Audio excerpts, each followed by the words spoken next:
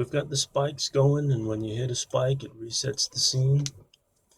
Okay, one other penalty we want to have to happen is when you hit a spike, it resets the coins too.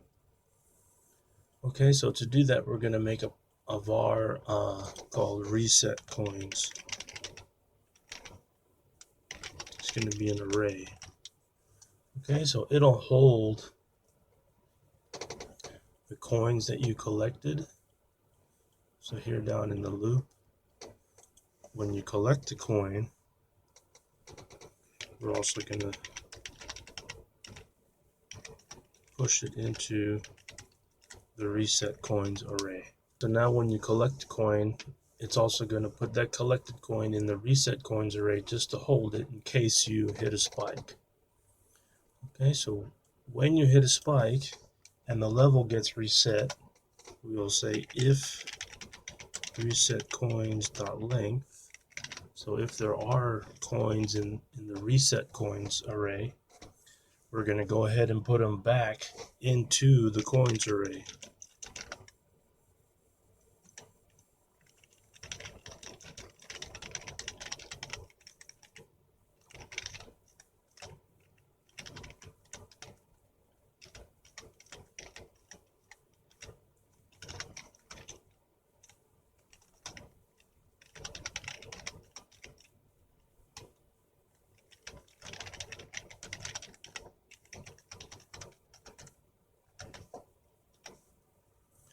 Okay, so reset scene causes also this method to happen, and if there is reset coins, then we'll populate them back into the coins to the coins array, which is where we display the coins from the coins array.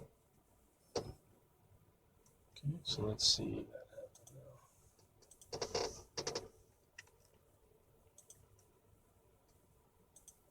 So as we collect them,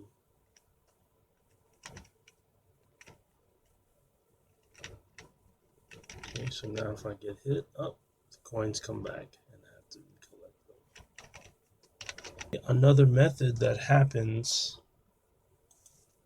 automatically that we define from since construction is level changing.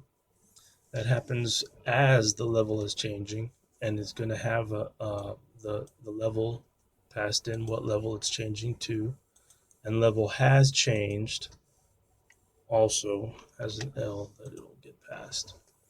Okay, so when the level changes, we need to reset the spikes and the coins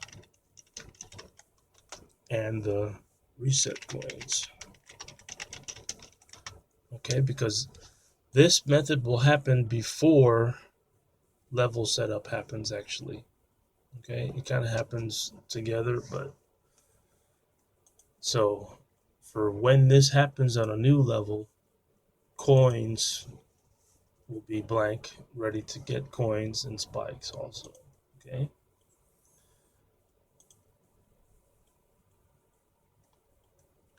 Okay. And up here where we've done this, what we've done here is use specific pattern blit to draw level 1, and we've also used dispatch function assignments to have level setup happen the first time. Okay, we don't have to do that. We can comment these out. Okay, we're going to start using the scene changer. The game skeleton class automatically has a scene changer that we add scenes to. Okay, and in the map class, there's already 10 scenes laid out. So we can say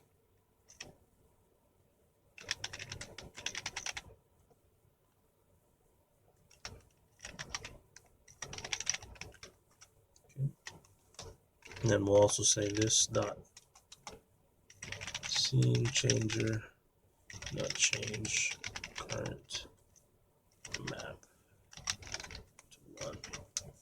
Okay, so instead of using these methods manually to draw the first level or to draw any level, we can come in here Now come in here and before start game and say this dot go to scene by door 1, which will just make scene 1 appear.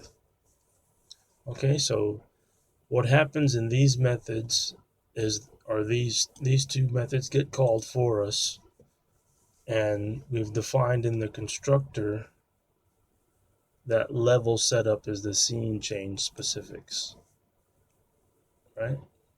Scene change specifics. So whenever a scene changes, it knows to use level setup during dispatch function. It's going to call these methods for us. So, but we do need to define the function assignments, which is which tile values to dispatch events for. Okay, and the ignored arrays is telling it which tile values to not draw when you draw a scene. With that, we have 2 scenes, and now if the player walks off screen to the right, it'll go to scene 2. Okay, let's see all that in action.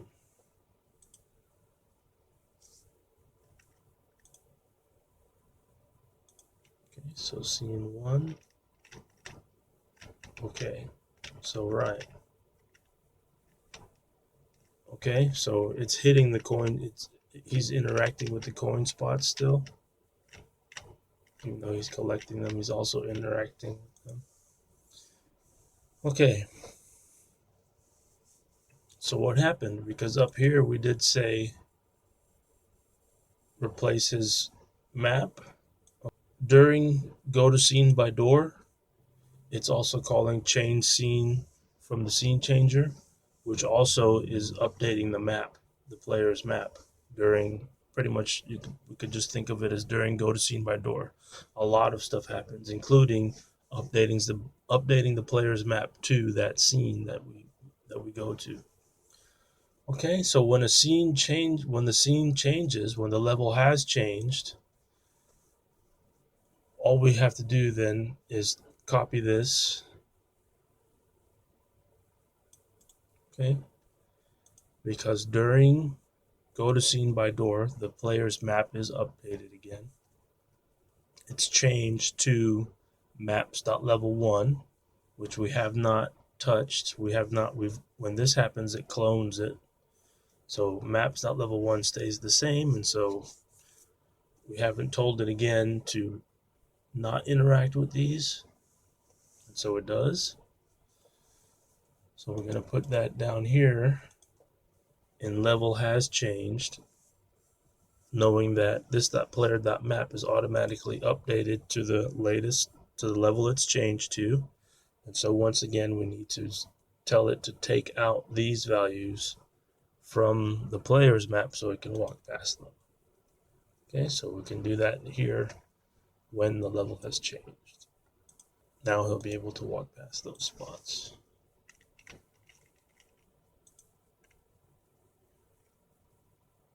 Okay. Now also when we get to the end, it'll go to scene 2 and okay, notice that the spikes are doing weird things. Okay, but it's gone to scene 2.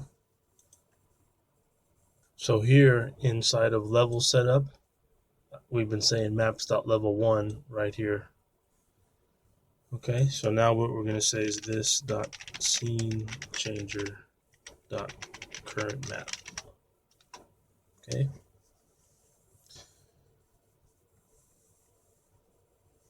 Okay, because automatically when it changes to level 2, this whole thing happens again to set up spikes. Okay, so here we are on level 1 again, spikes interacting with the level 1 map.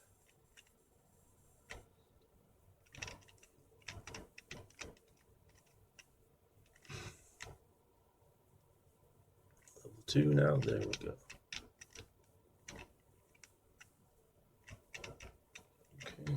Okay, so with that we have showing how to update everything for the levels. And the whole game is there because the maps have already been made. So we can just copy, paste that, 3, 4. Okay, there's 10 level maps. Okay, so after we set everything up, adding other scenes is as simple as drawing the new scene map, getting that array, putting it inside of maps, and adding the scene to the scene changer. With that, the core of the game is pretty much complete. We can run it, and jump around all the levels.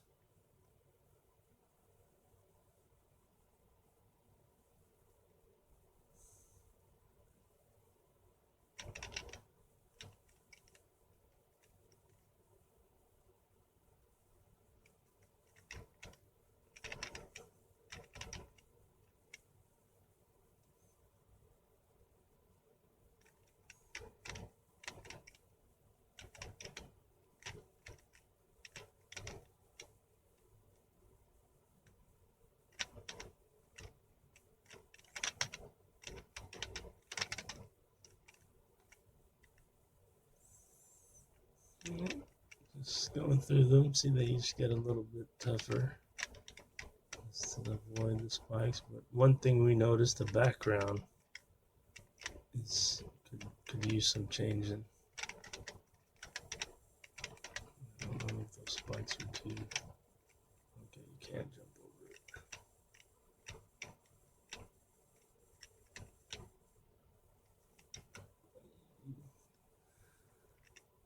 it. Okay, so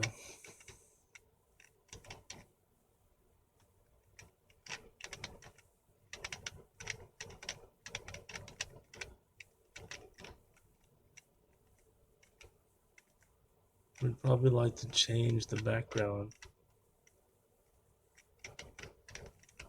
per level, or give it at least a few different backgrounds.